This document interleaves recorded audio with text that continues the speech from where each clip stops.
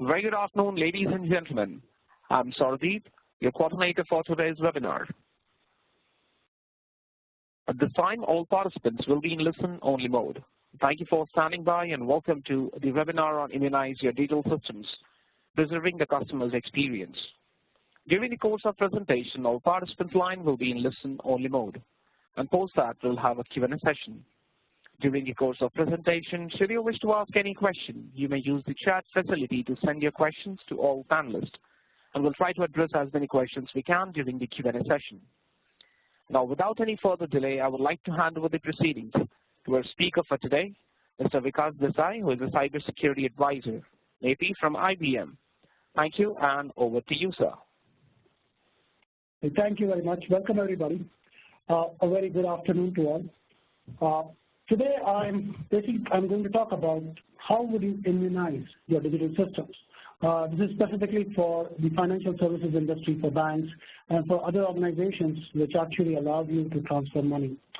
What we are seeing now is that the world is connected at an unprecedented level. I'm sure each one of you on this call uses Twitter, Facebook, LinkedIn, and many other such platforms. And it's the usage of these platforms, when you compare the usage of these platforms, let's say with your internet banking experience or your mobile banking experience or any of your other payment experiences, I'm sure you would agree that what you're really asking for is what you require is you want speed, you want an intuitive experience, but at the same time, because it's your money, you also want privacy and security, and that's really, really critical, right? Sending money and accessing accounts, you would expect it to be as simple and easy and as straightforward as, let's say, using your Facebook or your Twitter or your LinkedIn or any other platform that you would be using, right? In fact, many banks have tried to integrate with these platforms. Of course, the challenge is that you need to provide these kind of experience across multiple devices. So the idea is to deliver a seamless banking experience. By doing so, though, unfortunately, you will end up creating security blind spots. What are these blind spots? Of course, we'll talk about that later on. But the key idea here is that the customer wants security, but doesn't really want to see it, doesn't really want to feel it, doesn't really want to be impeded by these kind of security controls that we put in place. At the same time, financial organizations also have to worry about the regulatory requirements, right? Because regulators, they are trying to protect the consumer, and in their duty to protect the consumer, they of course require the financial organizations to enforce or to implement certain kind of controls. And these controls many times are implemented in such ways that they might not be very user-friendly, right? I mean, of course, there are many to implement, like the organizations have to implement at the back end, but these controls normally do not protect the end user consumers, and that's what you see normally, right? You would see a lot of fraudsters trying to target you with malware, trying to target you with phishing attacks and stuff like that. They know that they cannot target a bank directly. That's where all the money is, of course, right? But they know that they can't target a bank, so they would normally go after the consumer who might not have the same amount of security in place, right? Now, of course, banks are doing things, right? We already see a new kind of security mechanisms that are being enforced by banks. But at the same time, of course, the malware writers, the fraudsters are also evolving. They are improving their skill sets. They are improving their infrastructure to target end users, to target consumers, to target people like you and me. So just having multiple layers of security is not necessarily going to protect or improve the security of our end user. More importantly, it's going to make things more inconvenient for the end user, right? I mean, things like you having to change your password every 15 days or every 30 days or every 90 days, depending on which bank you use, and things like you have to receive an SMS. I mean, one of the more interesting or the more challenging experiences I have is I'm doing mobile banking and I receive the SMS OTP on the same mobile. It requires some amount of jugglery actually to get data SMS and remember the 6 digits and then put it back into the application. So let's see what banks are trying to do today, right? If you look at the traditional mechanisms, the traditional controls that the banks have normally used, these are mostly static controls, right? So what you see at the bottom left corner of the graph, right, and that's where the least amount of fraud detection and the maximum amount of end-user experience is. And now this is very important. We are talking about fraud detection. Right now, the way controls are enforced, what you're basically saying is that I do not trust any of my consumers. Every single consumer has to do a two-factor authentication to get in. That's because, not because I think everybody is a fraudster, but it's because I really don't know who's genuine and who's not. So I have to enforce, I as a bank, I as a financial institution, have to enforce multi-factor authentication on each and every single user that tries to get into the internet banking or mobile banking or e-payments or e-wallet or any other kind of system, right? Now the challenge with these kind of solutions, as I said, is one is they're enforced on everybody. So even for genuine users, it's enforced, that's one. Second is there is actually zero fraud detection per se. All it's trying to do is trying to make it more difficult for the fraudster to break in. However, at the same time, it's inconveniencing the genuine user just as much. In fact, if you think of it this way, out of the millions of transactions that a bank would process on a daily basis, probably 5 or 10 of them would be fraudulent. However, to avoid those 5 or 10 from going through, you are actually going to penalize all those other million transactions where the users are forced to do a multi-factor authentication. And this is becoming really, really challenging. As I said, when you compare your experience with any other Web 2.0 organization and with the banks that you deal with today, you will see a difference. And in fact, many banks are now seeing that more and more consumers want a much more seamless experience with after them having seen the other services on the internet, right? And of course, these are not scalable solutions, and they are very, very expensive, right? I mean, we have been hearing about biometrics for a long time. As of now, no bank has used biometrics at at a very scalable model, in a very scalable way, or in a very end-user friendly way. We do see people now, we do see some mobile applications now tying with the fingerprint ID and face ID probably with the iPhone 10 now, but it's not, the usage is not as widespread or as scalable as we expected. Even after all these controls being in place, even after doing all these things, fraud still happen. And that's because, as I said, most of these controls do not really understand if a particular transaction of a particular user is a good guy or a bad guy, right?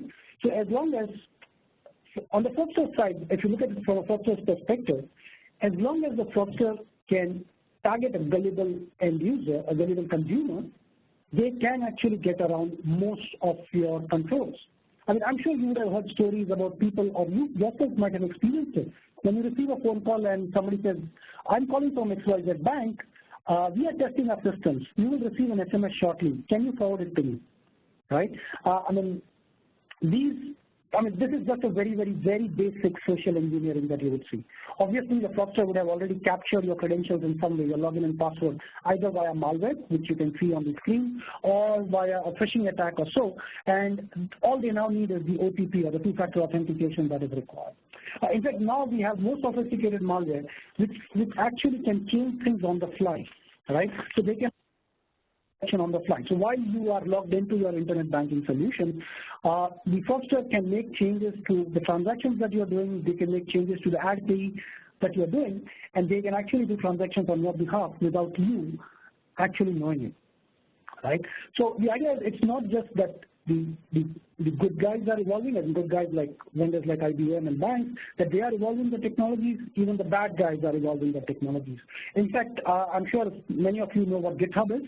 If you can go to GitHub, you will actually be able to find out a lot of open source malware these days. A lot of the malware, which used to be a paid service once upon a time, has been open sourced, either because of internal rivalry between the various groups running the malware, running the botnets, or because somebody cracked open the server of one of the teams and then just dumped all the data on GitHub or any other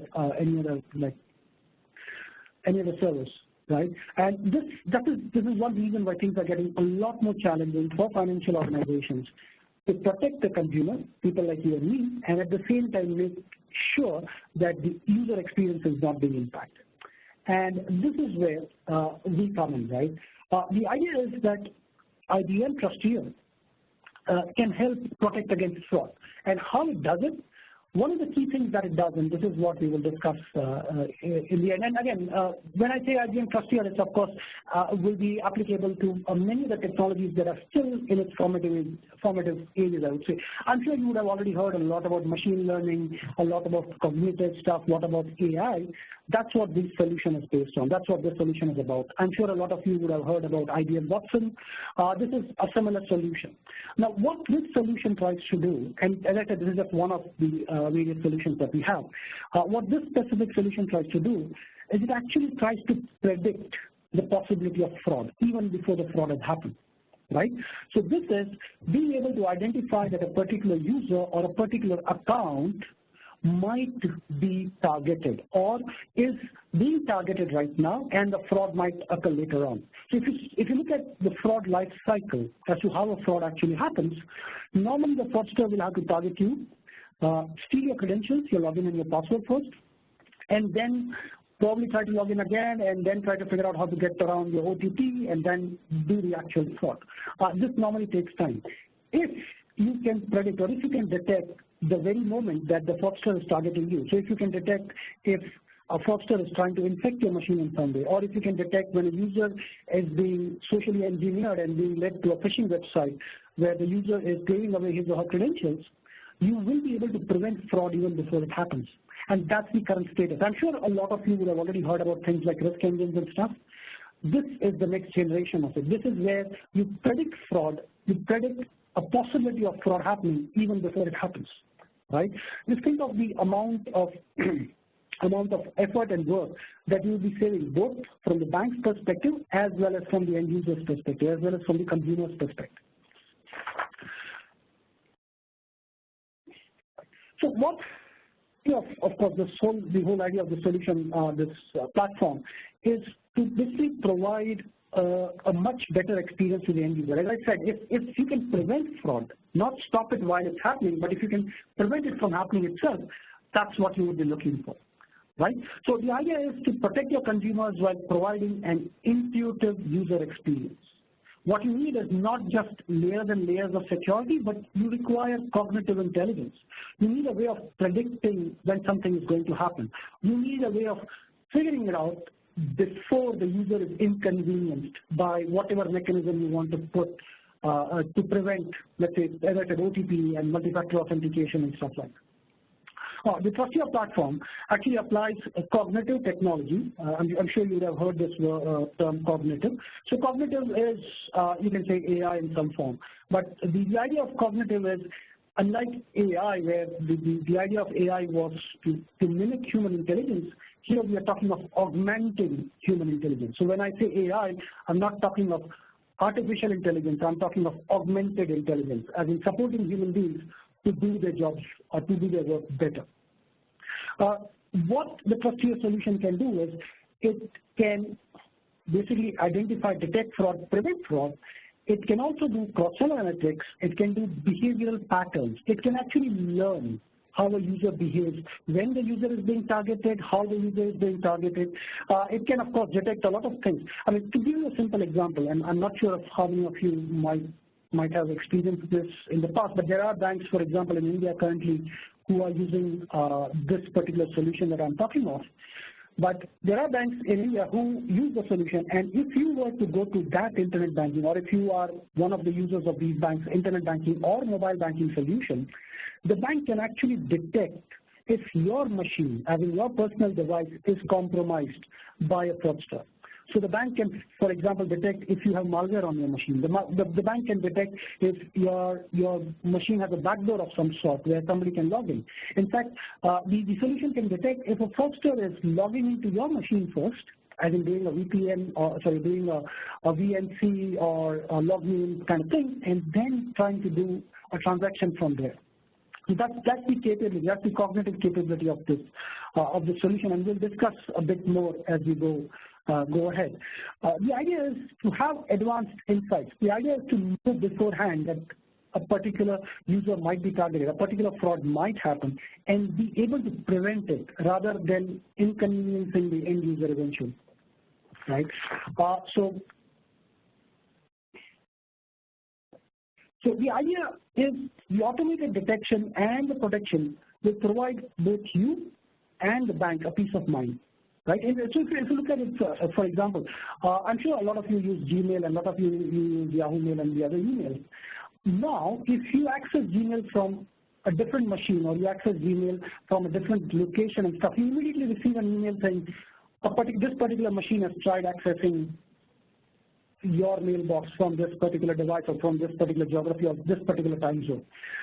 That is a very basic form of what I'm talking of. But you're already seeing that happen, right? And that's something now which the banks also are adopting to make sure, because this technology is actually a game changer, right?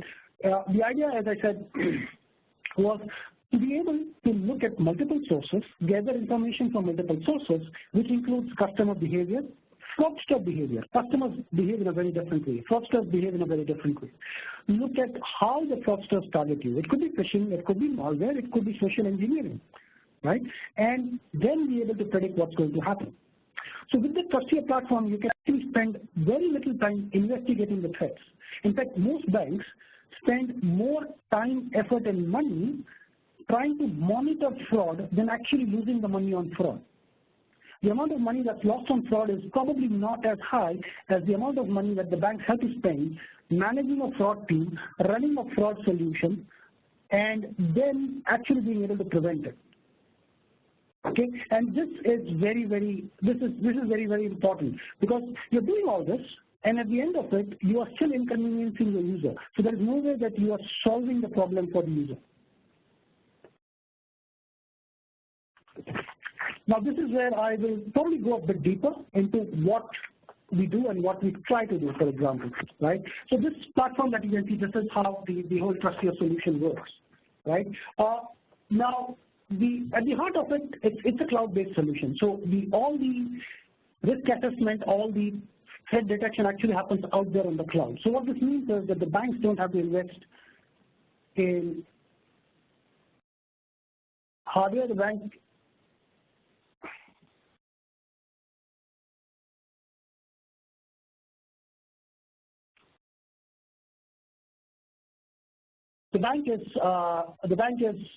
Sorry, I'm sorry about that. So the idea is the bank don't have to invest in any hardware or software, right? This is a cloud-based solution where all the intelligence, all the hardware, all the software, all the data analytics that is required is actually done on cloud by the IBM experts, right? What we have, of course, is a patented set of analytics and machine learning capabilities. Now, some of these capabilities I can kind of explain to you, kind of talk away right about. For example, link analysis. Now, link analysis is a very, very interesting concept. For example, when a fraudster is targeting a user, the fraudster is not just targeting that one user. The fraudster is actually targeting many, many users, okay? Probably many banks across geographies. Now, if you would have a centralized location where you could collect data for various banks, for different banks, and then you could do the link analysis. As in, oh, I can see this particular device trying to log in into 10 different accounts. That just does not make sense. I mean, of course, it's possible somebody would have 10 accounts, but it wouldn't be across time zones, across various banks, and probably trying to do a transaction at the exact same time. Right? Now that's called link analysis, and that's just one example of link analysis. There could be many other possibilities. For example, normally when a fraudster does fraud, what they would normally do is they would log into your account, first see if they can actually transfer the money out. So they will transfer out $1 or $2 or a rupee or 2 or 100 rupees, for example, whatever the minimum transfer limit is, just to check if the actual transfer works, and then they'll move out a larger sum. Now, most of the time, they will have mule accounts. So most of the time, they'll move all this money from various accounts across banks to 1 or 2 or 3 accounts which they control, from where they can actually pull out the money and then ship it out. I'm sure, again, most of you know that Taking money out of the country is the challenging part. That's where you need to employ mules, as they are called, which is unsuspecting users who work for fraudsters unknowingly. I'm sure many of you would have seen ads like, you can work from home, all you need is 2 to 3 hours every day and you can make thousands of rupees, right? Many of the times these are basically fraudsters trying to recruit mules. And what they would normally require you to do is, they'll tell you, you know what, I'm going to transfer some money into your account. You withdraw the money from an ATM, go to a wire transfer organization and ship me the money. Sometimes they just ask you to put the money in an envelope and post it to some address, right? And that's how obviously they manage to get the money out without themselves ever being caught. In fact, most of the time, when it comes to financial fraud, especially these kind of financial frauds, the mules get caught. The actual fraudsters never get caught because most of the time they're not even in the same country where the fraud is happening. So going back to the solution, the idea is the solution can learn the behavior of the end user and of the fraudster. So once let's say we have done the link analysis and then we have identified that, you know what, single user accessing multiple accounts, transferring money to 1 or 2 or 3 similar accounts, something doesn't make sense. What then we do is we actually learn how the the fraudster that is in this scenario, how the fraudster behaves, what kind of devices does the fraudster use, how does the fraudster move his or her mouse, how does the fraudster use the keyboard, does he type, does she type, what kind of machine, what kind of screen resolution does the machine have, what kind of language is the keyboard using. I mean, these are some of the environmental aspects of what the fraudster is coming from. I mean, the fraudster is not going to change his machine every time he or she does fraud. The fraudster is not going to bring up a VM for every single transfer, a virtual machine, for every single transfer that he does as part of his whole fraud campaign. Even if the fraudster, let's say, brought up a VM, the best part is the technology can identify that the solution is actually running in a VM. Right? In fact, I gave you an example earlier. So one of the key capabilities of the fact that we do machine learning and we do behavioral biometrics is, if you had a malware on your machine, and if you were trying to log into a bank, either it could be your handheld device, as in your mobile, or it could be your iPad, your laptop, your desktop, doesn't really matter. The technology allows the bank to detect malware activity on the client side, on the end user side. Now, this is a really powerful capability, right? And as I said, this is one of the few things that, I'm sure you've heard a lot about cognitive and AI, but this is one of the few things that really uses this capability to identify and actually help the consumers, right? And of course, at the end of it, we of course have our own internal, how would you call them, the underground teams. As in, we have teams which work in the underground, with the underground, to try to identify if there are any emerging patterns. Right? Most of the time when let's say somebody is running a botnet, they will normally try to sell the credentials. I'm sure you heard about Equifax. I'm sure you heard about the recent breaches. You probably heard about Uber. What the fraudster would normally do is, the guy who normally steals, the person who normally steals the credential is not normally the person who pulls out the money. That's because, as I said, setting up a new network requires a very different kind of skill set, a very different kind of capability. So what you would invariably see is that this person will try to sell the credentials. So we have teams which monitor the underground, and we try to see if somebody's trying to sell credentials for X bank or Y bank or Z bank. That's how we know that there was a campaign against this bank and there was data collected against this bank. The capability that I mentioned about the malware part, that technology actually can not only detect malware activity on your end device, but if the malware has a particular behavior, not the signature, but a particular behavior. For example, the malware is injecting a text field into your page asking you for your ATM card and your PIN number. That's because some banks use that credential as a second factor authentication, or some banks would use that data to reset your password. Right? Fraudsters could leverage that. The solution actually learns that behavior. And then all it needs to do is identify that behavior and not the real signature of the malware and stuff. I'm sure many of you would have this question as to how can you detect malware or how can you detect phishing on the end user device, but that's one of the key things that this technology brings up. Right? And as I said, on top of it, it also understands and it also learns how you use your mouse, how you type things, how do you access your bank. When you log into your bank, do you always click on the check balance page? Do you always click on the ad page? Do you do XYZ things? Do you log in 10 times a month? Do you log in 3 times a month? Do you log in the first week of the month to do your rental and your bill payments and everything else? Do you pay your phone bills via account? Do you pay your phone bills via e-commerce? It basically learns all this behavior to be able to differentiate between the good guys and the bad guys. Right, and that's what this whole capability is. Of course, if you have questions, you please put it in the chat, and I will respond to it during the question and answer session later on. Right. The idea, of course, of all this, as you notice here, is the idea is to be able to detect the fraud before it happens. The idea is to be able to identify that there is a malware on an end user machine, and his credentials or her credentials, the person's credentials are potentially captured or compromised, and they will be used eventually for fraud.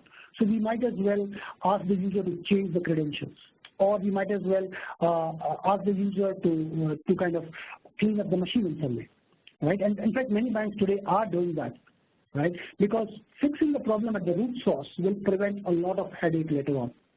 Because there is no guarantee, or there is no way to predict that if the credentials are stolen today, they will be used tomorrow or 6 months later. Right, so that's why some banks force you to change your password every 3 months or so. But again, fraudsters have figured that out, and they normally tend to do fraud within the time period that your password would normally expire. So the idea is, the concept here is that to provide significant accuracy. This is what we call evidence-based detection of fraud. What this means is that leveraging the global threat intelligence that we have, and at the same time being able to understand and identify behaviors, both of human beings as well as of machines and malwares, we can in fact very accurately predict if there is a fraud that is about to happen, or if a user is a genuine user but coming from a compromised machine. Now think of it this way also. If all you are looking for is, let's say, malware or phishing on the end user machine, that is also not a very good way of identifying or detecting fraud, simply because just because you're coming from a compromised machine, you might still be a genuine user. In fact, most of the time, it's a genuine user who logs in from a compromised machine, and then the fraudster, who obviously will come from a very clean machine and do the fraud. So you should be able to, the solution has to be able to distinguish between these scenarios, these behaviors. The fact that it's cloud-based and it's highly adaptable and agile. Our solution, it learns, so we have around close to now 900 banks worldwide which use this solution. The behavioral patterns of fraudsters are the same worldwide, right? If they're targeting a bank in India, or they're targeting banks somewhere in Europe or in the US or in Australia, the fraudster remains the same. So which would mean that the way the fraudster types, the way the fraudster uses the mouse, the fraudster uses the IP addresses, the geolocations, the kind of new accounts that the fraudster has, the kind of modus operandi or mode of operation that the fraudster uses to do social engineering for its victims will remain the same. And as long as that happens, we can detect fraud very, very quickly. In fact, we have seen enough scenarios where we have detected a fraudster somewhere in Latin America trying to do fraud, and were able to prevent the fraudster before the fraudster can move on to, let's say, in Europe or in Japan or in Australia or in Singapore. And in fact, we very frequently see fraud actually migrating from Australia to ASEAN to India. And for the Indian customers that we have actually managed to alert the banks in advance and the users in advance. I mean, of course, we don't go and alert the users. The banks will then put in effective checks and balances to make sure that the users don't get targeted. But we have been able to do this even before the fraudster can actually target this organization. Now, obviously, the fraudster has spent a lot of money trying to set up the infrastructure to do the fraud. Right? I mean, the fraudster has put in money buying servers, building a botnet, infecting machines. So just because one bank closes the door or one bank fixes the problem, they're not going to give up on the infrastructure. They'll just move to the next bank. And this is what we try to prevent. This is what we identify, detect, and prevent before it happens. So what we also do, one of the things that we of course also do is we actually have a dedicated team of IBM researchers who are looking at this, who are learning these behaviors, who are trying to identify these fraudsters, who are going across organizations, going across geographies, and targeting newer banks and newer customers. So This is actually the whole solution from a purely technical standpoint, right? So the idea at the heart of it is digital fraud detection, digital threat detection, digital fraud detection, trying to detect fraud and threat before it can target your user or before it can cause any damage to the bank or to the user. Now, there are multiple aspects, as I said, of how a fraudster does the fraud, right? So, for example, on the top right-hand side, what you see here is the fraudster using multiple mechanisms to target the end users, right? So you see malware. Malware is pretty common. In fact, from various reports that are out there, which are probably easily Googleable, as in you could Google them, you will see that India is one of the most impacted when it comes to malware infections, both on desktops as well as on mobiles. Okay, and this is actually becoming a big challenge for the banks to be able to protect the consumers. Now, think from a bank's perspective, you can build your mobile application as securely as you can or as securely as you want it. However, this application is going to run on a non-secured or on a compromised device. So as long as the fraudster is in control of the device, the fraudster can control what information is being passed on to that device, right? So for example, if I have control of the laptop from which I'm today doing the presentation, I could display any image that I want without the end user knowing it, because it can show me one screen and it can show the rest of the participants a different screen. That's actually called an overlay attack. Again, you can Google for this. GitHub actually has a malware source code which will allow you to do it, for example, right? It's that easy. So overlay attacks are something which are quite common. The other the RAC part, which is the remote administration tool, what most fraudsters end up doing is, or what most sophisticated fraudsters do is, they will compromise your machine, they will target your machine, they'll compromise it. As in, they will use a malware or a phishing attack to compromise your machine, probably make you download and install a piece of software, and then what they will do is, they will install a remote administration tool, which is not a malware. So something like a VNC server, or something like creating an account in a Windows machine so that you can RDP to that account. None of those will be detected as malware by your antivirus solutions, right? And then the fraudster will basically, the malware which is doing this installation will delete itself. So it does not leave any trace that the machine was compromised in any way. And then all the fraudster has to do is remotely log into your machine, and from that machine, so it could be a mobile device. When I say machine, it could be a mobile device. Today, mobile devices are powerful enough that you could actually do a remote to the mobile device, invoke the application, and do a transaction. And of course, as I said, most of the time, you receive the SMS on the same mobile. And as long as that happens, you have both the first and the second factor, and you can do fraud. Right? So this is just one scenario, and of course there are many other scenarios. So the solution that we normally use here, or we normally recommend here, is something called a pinpoint detect. A pinpoint detect is capable of detecting both the fact that malware is present on your device, or you have faced a phishing attack, or it can also detect if a fraudster is actually using a remote access tool to access your device to do the actual transaction. For example, many banks, many organizations use fingerprinting to detect if the user is coming from the same device or not. Now, to get around this, all the fraudster has to do is log into your machine first, and then from your machine, using your browser, using your IP address and using your connection details, do the transaction.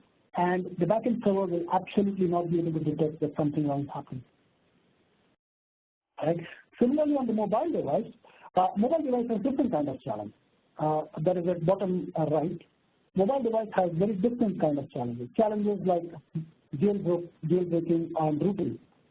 Challenges, Android specifically, big challenge. Android allows you to install applications from APKs. You can just download an APK and install it without having to worry, without having to go to Google App Store or Play Store. And this is the biggest, I would say, the challenge that the Android world has. Android is not particularly vulnerable as compared to, let's say, iOS or Windows Phone or BlackBerry OS, right? It's not that it's more vulnerable. It's just that it allows installing applications without going to the App Store, makes it that more vulnerable. Because most of the time, I'm sure many of you would have already seen this. You would receive a link on WhatsApp. I'm seeing that happening more and more often now. You click on the link, it tries to download an APK, and it says, why don't you install this application, right? And then, I don't know, it will tell you it's a free antivirus. It will tell you that it's a way of making, how do you say, making your phone faster, probably, or making your connection faster, or you getting some free data and stuff like that. I mean, this most of the time these are, of course, stuff. There is no such thing as free lunch, right? If somebody is giving you something for free, especially on the internet, I believe somebody has said that if the product is free, then you are the product, right? Or if a service is free, so services like obviously most of the web social networking services. If the service is free, that means you are actually the product and not the other way around. So the idea is that we provide a full platform of solutions which can help you address all these various kind of challenges before they happen. I'll quickly walk you through one of the successes that we have had. And this is, I'm using this specific success that is because they're very close to home. This is the bank, one of the banks in India that has been using it.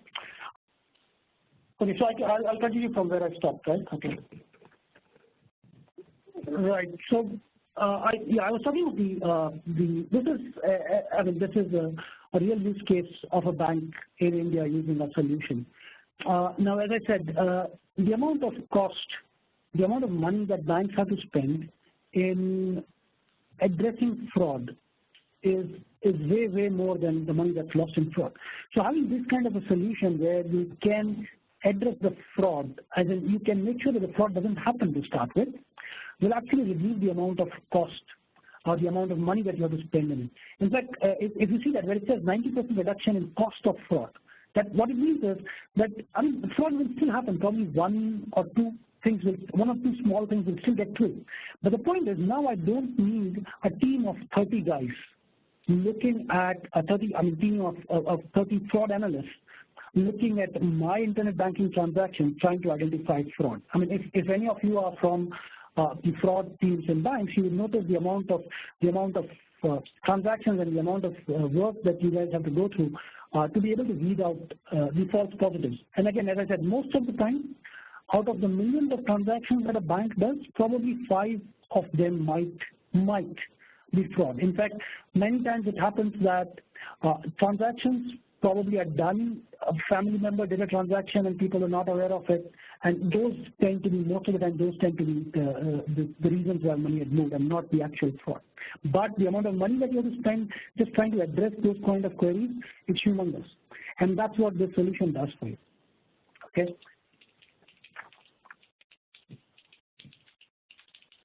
So to kind of summarize, I'm almost at the end of my presentation, so please feel free to ask me any questions. And I understand that there was a challenge with the voice.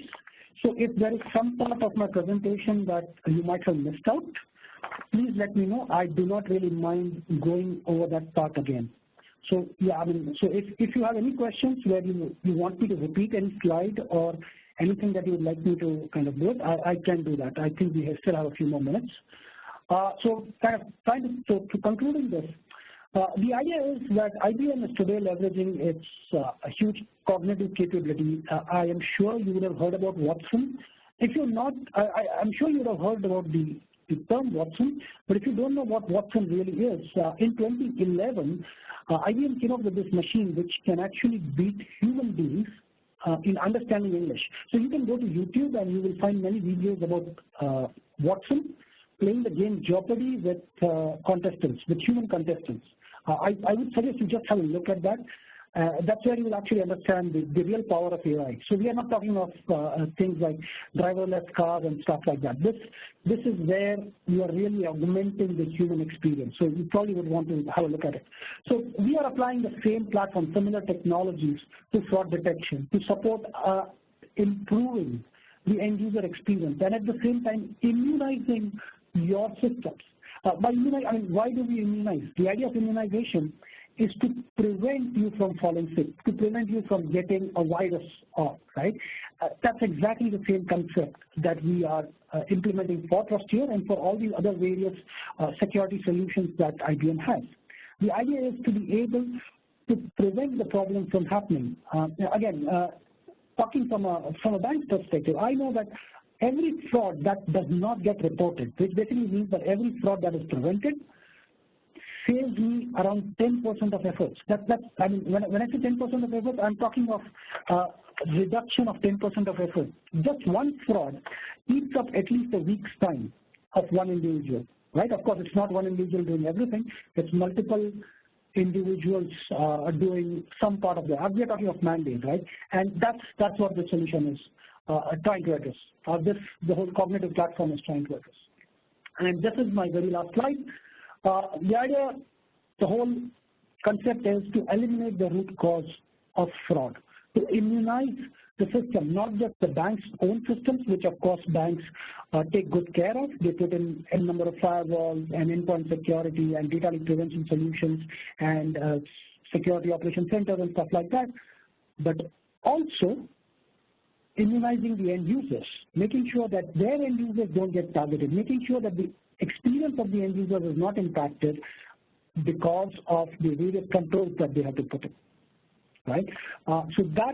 With that, I end my presentation. If there are any questions, I'll be very, very happy to answer them. Thank you very much, Okay, Mr. Desai. So I would request all the participants, if you have any questions, you may use the chat facility to send your questions to all panelists. And we already have a few questions in the chat section. Should you want me to read that out for you, Mr. Desai? Yeah, sure. Okay, so we have the first question from Mr. Mufaddal, which reads, how does fraud analytics help in banking? Right. So, as I mentioned earlier, I guess you might have missed some of it. Now, when you look from a bank's perspective, fraud is just not about losing the money. Fraud is also about spending time and effort trying to identify if it's a fraud or it was a genuine transaction but misreported. It's also about telling the regulator or reporting to the regulator on a regular basis as to why this fraud has happened. Was it an issue with their controls that they put in place? Was it an end user error? Right? And on top of all of this, the banks still are responsible for protecting their end users. I'm not sure if you have read the latest guideline that has come from RBI. This was sometime in July this year, where they are now saying that the banks are responsible. If the banks cannot identify the actual cause of fraud within X amount of time, I think it's less than a week or so, the banks are actually liable for that fraud. Are liable to pay for that fraud. It's a very interesting stance that RBI has taken. As I said, RBI is one of the more progressive regulators that I deal with worldwide, and this is pretty amazing, right? So to answer your question in short, Mufaddal, the point is that fraud analytics helps you prevent fraud. If not, it helps you provide the evidence of how the fraud actually occurred. Was it a user error? Was the user being targeted? Or was it just that the controls were not working? And that's what the key thing is. Okay, I can hear Mr. Okay. I hope that answered your question, Mufaddal. I can see that you have put in another question. Let me just read that out. How can a bank or any company adopt digital strategy in stages? Okay. Yeah, so I mean, again, when you say stages, the stages are to be decided as to what is the key priority. So right now, for example, the key priority would be for a bank, most of the time, the biggest priority is making sure that there are no regulatory issues. That's because if there is a regulatory issue, it will harm or impact their capability to do business. So most of the banks will tend to fix that first. So if you're asking me how to go about doing it, the idea of deciding the stages that you need to address would be to look at what is critical for you first to do the business, then to make the business better, as in make it user-friendly, a lot more user-friendly, because you might be the most, you might be the most compliant of banks, but then if your solutions are not usable by the end users, you're not going to get any business, right? So you need to be compliant and at the same time be usable enough. Okay, I hope that answers the question. Okay, I'm actually seeing a lot of questions crawling by. I'm sorry, I need to. Do you have any questions? Somebody who has asked any questions? Sorry, yes, I think there are a few questions which came early during the session. And one of the questions which reads from Mr. Rakesh, privacy of customer data, how is it protected in this solution? Yes, okay, that's a great question. Thank you for asking that. In fact, something that I probably did not cover in this presentation, right? So privacy of customer data, and this is where the advances in, interestingly, crypto systems come in place. And I'm sure all of you have heard about blockchains and how it can protect your privacy while you can still do transactions and stuff. Well, we use crypto, we don't use blockchain, we use crypto systems to the largest possible extent. So what this means is that when we are learning user behavior, we really don't know who the user is. All we know is what the behavior looks like. So as an organization, IBM or the bank is not really interested in knowing the identity or as in being able to identify users based on their behavior. It's the other way around. What we need is this user genuine? Is this user not genuine? The name of the user, the transaction that the user is doing, or the kind of stuff that the user is trying to do has absolutely no bearing on that, right? So what we do is we use a lot of one-way hashing so that we do not see who the user is. So basically a hash, for people who are probably not aware, is basically a huge random number, something which the blockchain, for example, uses to make sure that chains are not tampered with. So we use a lot of hashing. We use a lot of RSA encryption, and RSA encryption, again, something which blockchain uses it to a certain extent, but digital certificates use it a lot. So we use RSA to make sure that the user behavior itself is not shared across banks, or as in the raw behavior itself is not shared. What is shared is the anomalies. What is the difference in it? In fact, if you notice what I spoke about in the solution, we are more interested in knowing how the malware behaves. We are more interested in knowing how the fraudster behaves, because that's the abnormality, right? I mean, knowing a genuine user is good, but most users are genuine users. What we are trying to find out is the anomaly, that one user who is not genuine, and that's the behavior that we are after. So hope that answers the question. Okay, somebody has asked for my email address. I am going to put my email address here. I believe I have not sent it. Okay, so if you have any questions regarding the solution, something, I've just posted my email address on the chat. You are most welcome to email me, I believe. How much time do we have still? So we can take a few more questions because we still have time. Okay, sure. So we have one question which reads from Mr. Ankit Shah. In the near years, cognitive technology will lead the space of SIEM technologies? I'm sorry, can you repeat the question? Sorry. Sure. The question says, in the near years, cognitive technology will lead the space of SIEM technologies.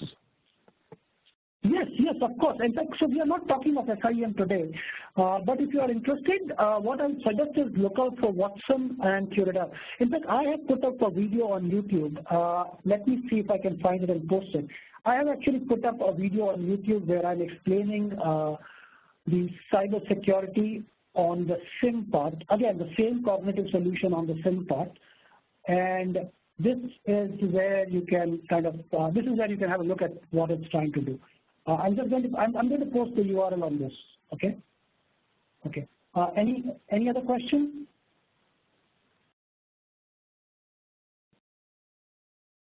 Yes, there are a few more questions. One from Mr. Krishna Kumar, which reads, how do you protect Trustier other security solutions from the attacker? Okay, that's also a very interesting question. So The answer in short is yes, of course, we get targeted. If that is what you are looking for, yes, we do get targeted. Now, the idea is to protect ourselves, we use quite a few things. So, for example, one is because it's a cloud-based solution and most of the intelligence and most of the computers on our side, as in on the IBM side, we obviously enterprise security is not a challenge today. So, if you look at most of the organizations out there, most of the web organizations out there, they do get targeted, right? But they are able to invest enough money and protect themselves. The idea of offering the solution as a cloud solution was exactly that. How do we protect from bad guys targeting us? And one of the answers is, if I have a cloud-based solution which IBM itself can control, we can put in a lot more checks and balances that each of the individual banks will have to put in place. That's one. Second is our use of crypto systems, right? We use a lot of encryption, a lot of hashing. We use digital certificates everywhere. In fact, as I said, I have around 900 banks worldwide which use this solution, right? And what this means is that the regulators for each and every of these banks have evaluated my solution to make sure that it can take care of the privacy and the availability to the end users, right? So, I mean, for example, the banks in India, they have reported to RBI that they are using a solution, and the regulator has looked at what we capture, how we store, and all of that is evaluated before, of course, the solution is allowed to be deployed in the banks, right? So we have deployments in Europe. Europe has one of the most stringent privacy and security laws, and we have around 300 banks there using the solution. If you need more details, obviously I'll have to share kind of documents and stuff with you, so I would rather have a one-on-one conversation with whoever would be interested in that. Okay, what other questions?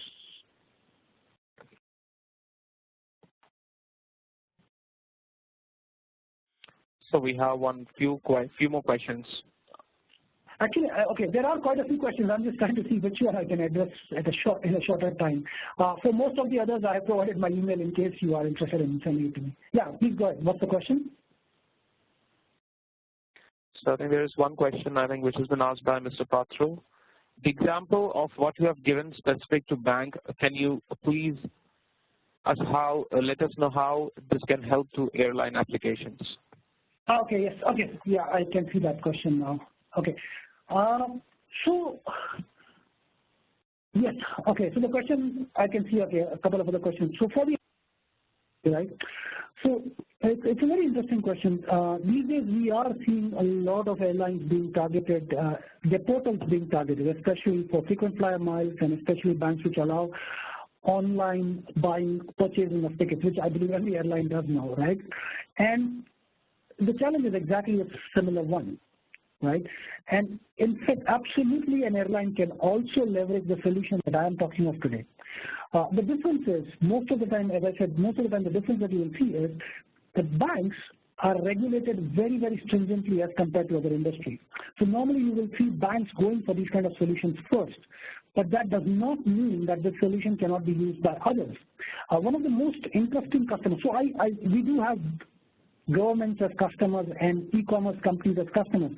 One of the most interesting customers that I have is actually an online music company. So this is a music streaming company, and they have a lot of challenge because people will normally top up their wallets before they buy music, and what they see is a lot of these music end users, music lovers, they get targeted and people steal money out of their wallets, right? And they are using the solution. So this solution absolutely can be used in the airline industry and in any other industry that allows end users to access any kind of digital channel to do transactions.